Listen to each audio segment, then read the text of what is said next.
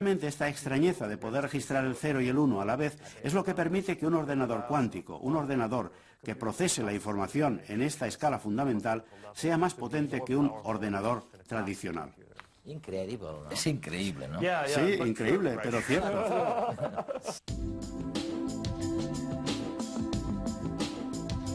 Estamos entrando en una nueva era, la era de la singularidad. Una etapa que culminará cuando biología y tecnología se fundan en perfecta comunión. Cerebro y ordenador serán uno solo y emergerá una nueva inteligencia, más rápida, más fiable y mucho más potente. Una vez cruzado este umbral, la naturaleza humana cambiará radicalmente y nada volverá a ser lo mismo. Para alcanzar la singularidad, primero tendremos que conseguir máquinas mucho más potentes, tan potentes como nuestro cerebro. Algo que cada día está más cerca. Si los ordenadores doblan su potencial cada 2 años, puede ser que en unos 25 años tengamos ordenadores con la capacidad de un cerebro. Y tan solo 2 años después, la doblarán. Pero ¿para qué queremos ordenadores tan potentes como nuestro cerebro si todavía no sabemos ni cómo funciona? ¿Qué controla cada región cerebral y cómo se procesa la información? Los científicos utilizan cada vez métodos más extremos para intentar responder a estas preguntas. De momento ya tenemos ratas teledirigidas. Las roborratas son ratas normales y corrientes que llevan unos electrodos implantados en su cerebro. Desde el ordenador, el investigador envía señales para indicarle hacia dónde debe moverse. Nada impide a la rata ignorar las señales que le llegan, pero entonces las descargas que recibe como recompensa en el centro de placer de su cerebro también se acabarían. Otros experimentos se centran en leer lo que pasa por la mente. Hay ordenadores que procesan los impulsos eléctricos que se generan en el cerebro y los transforman en los fonemas que constituyen el lenguaje. Simplemente con pensar un sonido, el ordenador lo emite. Los informáticos tampoco se quedan atrás en sus intentos de acoplar biología y tecnología. Construyen ordenadores imitando la estructura del cerebro. Neuronas de silicona y chips sinápticos para crear una inteligencia no biológica millones de veces más potente que la que conocemos ahora. Las ratas, los ordenadores que hablan y los construidos a semejanza del cerebro son caminos diferentes para llegar a un mismo punto, la singularidad, la revolución más radical de la historia de la humanidad. Estamos hablando de descargar pensamientos y de guardar el contenido de los recuerdos en archivos. Una posthumanidad que todavía nos parece pura ciencia ficción, pero hacia la que nos encaminamos irremediablemente. O sea que tal vez sí que merezca la pena construir ordenadores cuánticos. Oye, y en eso se basa tu investigación. Estos ordenadores cuánticos procesarán ahora mismo, no en este momento, pero sí algún día, procesarán más información que el mejor ordenador de ahora del mundo. Eso es así, ¿no? Sí, sin duda. Y Eduard, no olvides que los ordenadores cuánticos, los ordenadores que procesan los bits de información y los almacenan en átomos individuales o en electrones, no son ningún sueño, son una realidad. De hecho, aquí en el MIT, a unos pocos centenares de metros de donde nos encontramos ahora, podría mostrarte 10 o 15 ordenadores cuánticos distintos. Ah, sí.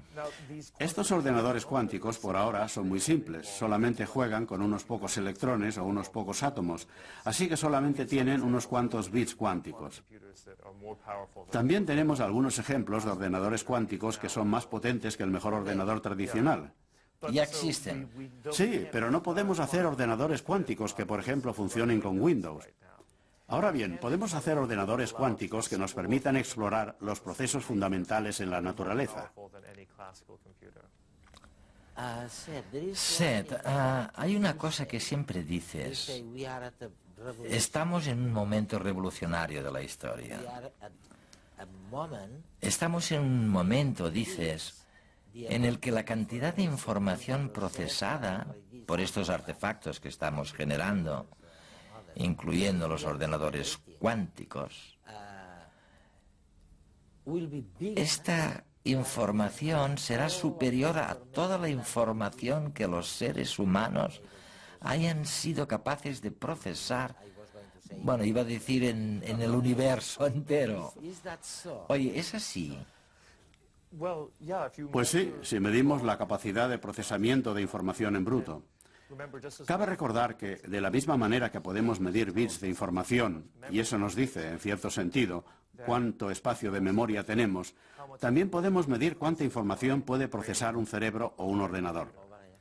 Y en realidad, esa medición corresponde a la cantidad de bits que pueden girar por segundo. Porque lo único que hace un ordenador en el fondo es darle la vuelta a estos bits, almacenar información en electrones y darles la vuelta. Es decir, coger nuestro cubo de electrones y vaciarlo en el suelo, cambiando de 1 a 0 o viceversa.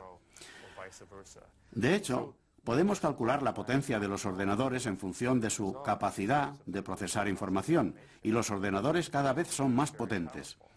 Los ordenadores actuales pueden girar centenares de miles de millones de bits por segundo, y si miramos todas las neuronas y sinapsis de nuestro cerebro, también están procesando centenares de miles de millones de bits por segundo. Así que, en términos de potencia de procesamiento de información en bruto, los ordenadores están empezando a acercarse mucho a los seres humanos en cuanto a la capacidad de procesar información, y tal vez de aquí a pocos años la sobrepasen. ¿Y qué sucederá?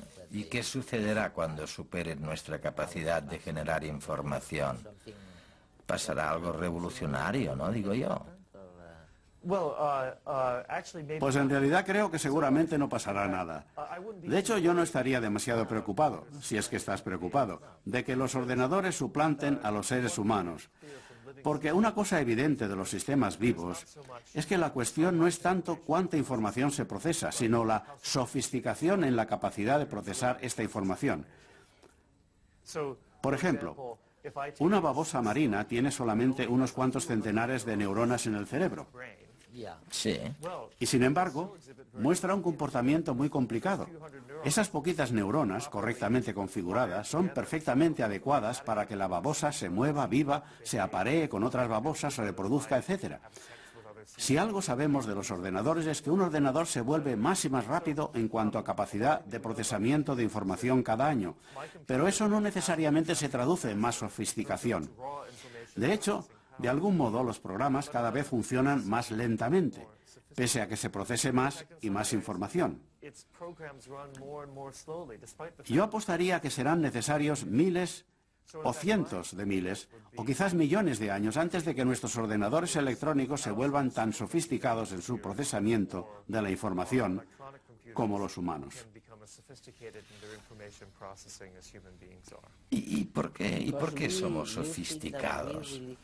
¿Crees que tenemos realmente un cerebro muy sofisticado para procesar información valiosa? Creo que tú sin duda tienes un cerebro sofisticado, casi mejor no hablo por mí.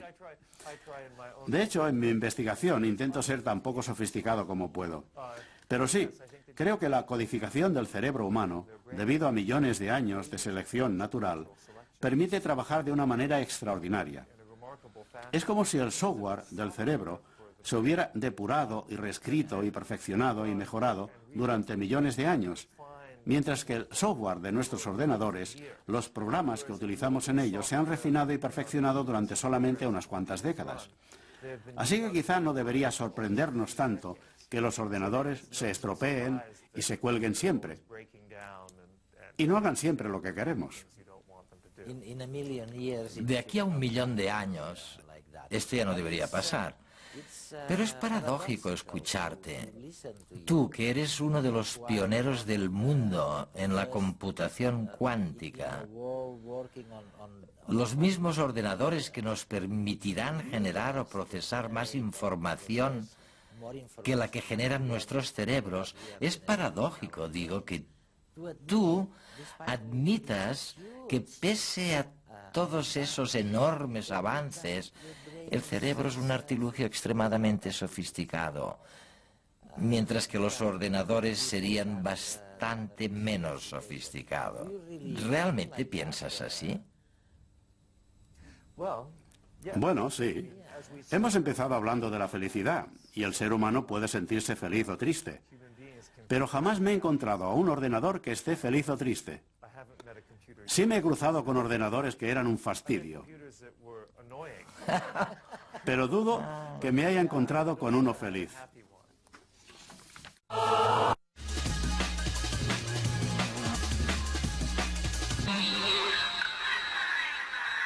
Un equipo internacional de físicos ha conseguido realizar con 6 fotones el experimento del gato de Schrödinger. Todo un récord de la física de partículas que nos acerca más a los ordenadores cuánticos. El experimento consiste en un gato metido en una caja cerrada y opaca. Dentro hay una botella de gas venenoso, un átomo radiactivo con un 50% de probabilidades de desintegrarse y un dispositivo que, si se desintegra la partícula, rompería la botella y el gato moriría. El destino del gato depende de un átomo que sigue las leyes de la mecánica cuántica. Mientras no abramos la caja, el gato está en una superposición de dos estados, vivo y muerto a la vez. Los científicos han creado una superposición como esta, bombardeando fotones en un cristal con un láser de luz ultravioleta. Partiendo de 3 pares de fotones, han conseguido varios estados entrelazados de 6 fotones, pero afirman que se podrían conseguir muchos más con pequeñas variaciones en el método. La bacteria Helicobacter pylori vive en el estómago humano y es la causa principal de las úlceras. Un nuevo estudio ha demostrado que la bacteria ya estaba en el ser humano cuando este salió de África por primera vez. Científicos de varios centros de investigación europeos han concluido que los homínidos que migraron del este de África hace 60.000 años ya llevaban a Helicobacter en su cuerpo. En el estudio han comparado las secuencias de ADN de humanos y la de la bacteria actual. Más tarde han combinado el análisis genético con un modelo informático de dispersión de la bacteria por el mundo. Según sus resultados, los patrones de distribución genética de Helicobacter en el planeta siguen las mismas pautas que los del ser humano. El hallazgo demuestra que la bacteria ya infectaba a nuestros ancestros y ofrece una nueva forma de estudiar los procesos de migración y diversificación a lo largo de la evolución humana. Investigadores del Instituto Politécnico de Virginia han conseguido simular el proceso de división de una célula con el superordenador SystemX. Con los modelos matemáticos que han creado, podrán estudiar muchos de los procesos que suceden dentro de una célula viva. La investigación se ha realizado con 130 variedades mutantes de levadura en las que analizaron 143 parámetros diferentes. El objetivo era identificar todas las proteínas que regulan el ciclo celular en las levaduras. Los resultados ayudarán a comprender la reproducción de las células y son especialmente importantes para determinar las causas y tratamientos del cáncer o la regeneración de tejidos. Superordenadores como SystemX se están utilizando en todo el mundo para realizar operaciones masivas de cálculo o simulaciones físicas.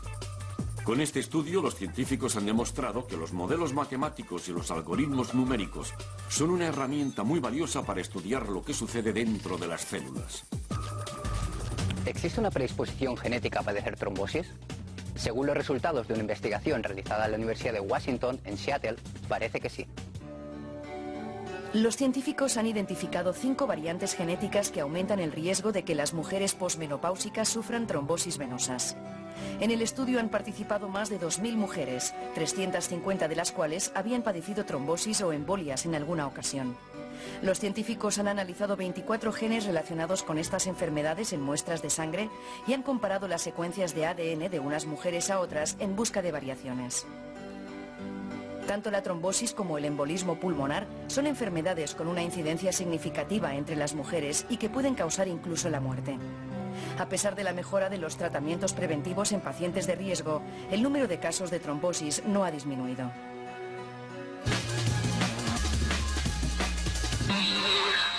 La célula es un ordenador. Me llamo Alfonso Martínez Arias y soy biólogo. Actualmente soy profesor de Mecánica del Desarrollo en la Universidad de Cambridge, en el Reino Unido. El ordenador que tenemos dentro de las células es mucho más complicado que cualquier ordenador que ha fabricado el ser humano, como se manifiesta en lo que él produce, que somos nosotros y nuestro comportamiento. Quizás una de las cosas más interesantes que estamos aprendiendo y que es un reto para la investigación actual es que el ordenador, el microprocesador que existe en la célula y que hace todo el trabajo que tiene que hacer todavía es mucho más complicado y mucho más interesante que los ordenadores que manejamos. Sabemos que hay un ordenador ahí, no hace falta que lo metamos, lo que tenemos que hacer es desguazar y entender el que tenemos dentro de las células. Al entender cómo esos elementos están organizados y conectados en redes dentro de la célula, vamos a empezar a poder entender cómo funciona el ordenador y cuáles son los outputs que este ordenador produce. Eso nos va a dar una visión de la biología